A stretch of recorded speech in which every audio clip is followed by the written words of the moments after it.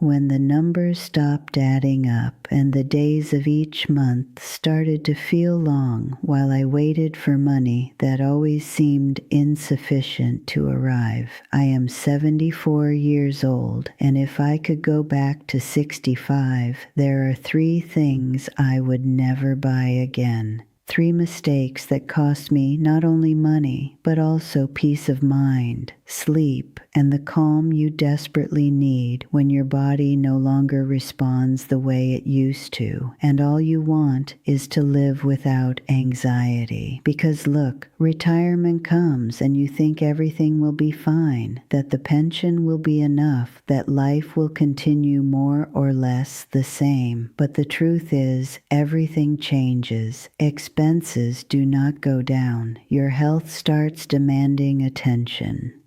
And suddenly you realize that the money that once seemed sufficient slips through your fingers like sand. That is when you begin to ask yourself what you spent it on, why you bought what you bought, why you were not more careful when there was still time. The first thing I should never have bought was that new car. Yes, a brand new car at 66 years old. Imagine that. All my life I had been told that owning a car was a symbol of independence, of freedom, proof that you could still move around on your own, and I believed it. The car I had was running perfectly. It was old, yes, but it worked well. It took me everywhere. It never left me stranded. But there I was, letting myself be convinced by advertisements, by salespeople smiling at me and telling me I deserved something better, that at my age I needed comfort, safety, technology, and I fell for it. I took out a loan that seemed affordable at the time. The monthly payments were not that high. I thought I could manage them without any problem. So I signed. It was one of the worst mistakes of my life, because that new car did not just cost the price written on the contract. It cost me years of payments that took a large portion of my pension every single month. It cost me higher insurance because the car was worth more. It cost me higher taxes. It cost me dealership maintenance where every spare part was outrageously expensive. And it cost me the anxiety of knowing that if something happened, if I got sick, if I needed money urgently, I did not have it because it was tied up in that car that, at the end of the day, I only used to go to the grocery store and visit a friend. Today, that car is worth less than half of what I paid. It spent more time parked than being driven because I eventually stopped driving when my eyesight began to fail. I had to sell it for far less than what I still owed, losing money I never recovered. If I could go back, I would have kept my old car, maintained it properly, fixed what needed fixing, and saved all that money for things that truly matter, like healthcare, like having an emergency fund, like being able to help my children when they needed it. And I could not, because I was paying installments for a car I never truly needed. The second thing I should not have bought was that bigger house. After I became a widow, the house where I had lived for so many years felt empty, filled with memories that hurt. Someone told me the best thing would be to change environments, to start fresh, to move somewhere smaller and more comfortable. But instead of doing that, instead of looking for something simple, something I could easily maintain with my pension, I let myself be carried away by the idea of a more modern house in a better location, with more light, with a small garden where I imagined I would spend my afternoons. Once again, I took out a loan. I sold the old house, which was fully paid off. I added my savings, and I got myself into a debt that seemed manageable, but ended up consuming everything, because a bigger house is not just the purchase price, it is everything else. Higher electricity bills, because there is more space to light, more water, more gas, property taxes that doubled.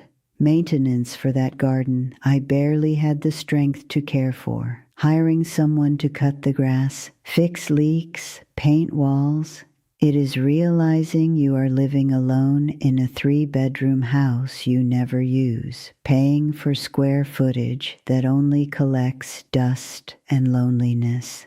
Worst of all, when I began having mobility problems, when climbing stairs became a struggle, when I needed help with simple things, that big house turned into a prison. I could not sell it quickly because the market was down. I could not afford to pay someone to maintain it because my money was running out. I was trapped in a place that was supposed to make me happy, but only brought worry. Today, I live in a small rental apartment because I had to sell that house at a loss to cover medical debts.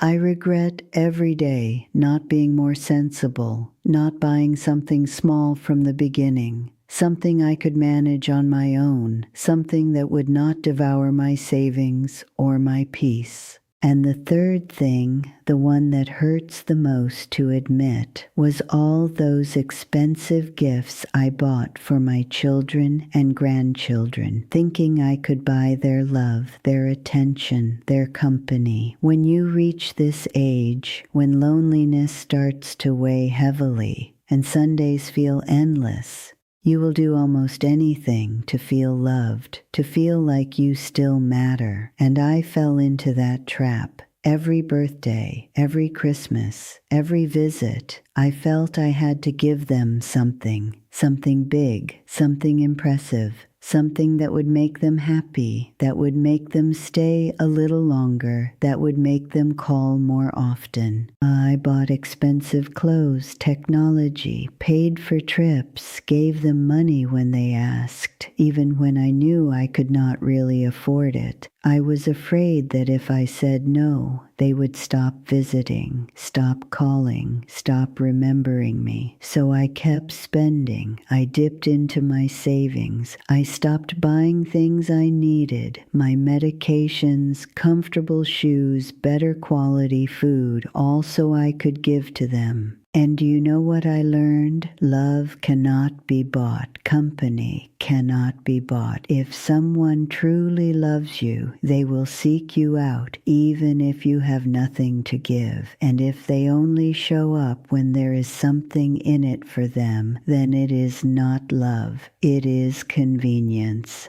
I ran out of savings. I had no money for emergencies. I tightened my belt every month, and when I truly needed help, when I got sick and needed someone by my side, almost no one showed up. Because when you get people used to receiving without giving anything in return, you create people who expect and demand, not people who appreciate and reciprocate. If I could go back, I would save that money for myself. I would make sure I had what I needed to live with dignity. I would teach my children that my love does not come wrapped in gift paper, that my presence has no price, and that the only thing I truly want from them is time, a phone call, an afternoon having coffee together, not rushed visits with an outstretched hand. Today, I live with just enough, sometimes not even that, and I often wonder how my life would have been if, at 65, someone had sat me down and told me the truth. If someone had explained that retirement is not the beginning of an easy life, but the moment when you must be smarter than ever with your money, because there are no more salary increases, no more new opportunities to earn more. There is only a fixed pension that loses value every year while everything else gets more expensive.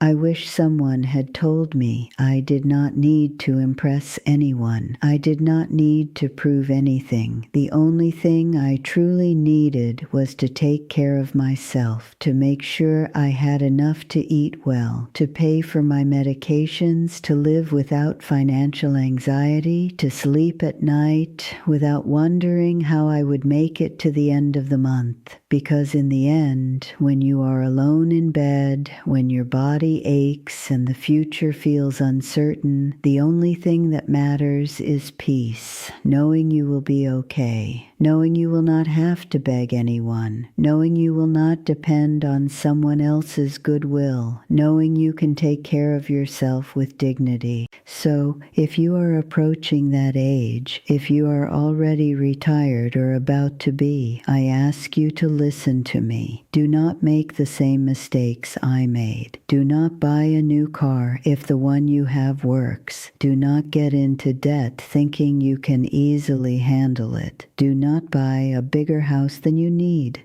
Do not spend your money trying to buy anyone's affection. Save. Be careful. Build an emergency fund, because I promise you emergencies will come. Health problems appear, things break, life happens, and when that moment arrives, you will need money, not possessions. You will need to pay a doctor, buy medicine, hire help at home. And if you spent everything on things you did not truly need, if you went into debt for appearances, you may end up with nothing. There is nothing sadder than reaching old age and realizing you do not have the means to live your final years in peace. Learn from my mistakes. Do not let pride, vanity, or fear of loneliness push you into bad decisions. The money you have now will determine how you live the rest of your life. Protect it as if it were the most valuable thing you own, because at this stage, believe me, it is.